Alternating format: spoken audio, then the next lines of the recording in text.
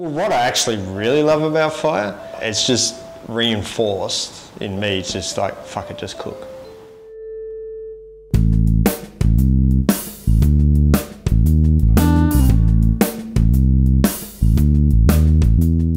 The fire, and you just build this relationship out of respect for it and, you know, learning how to work with it. I don't personally think you can harness it. You can just roll with it because every day it's different, and that's cool. That's just made me fall in love with it all over again. What surprises me the most is the flavour that you get from vegetables, from cooking them over fire, and especially leafy greens, and how much heat that they can actually take and how much flavour comes out of these things. It just changes the way you look at greens.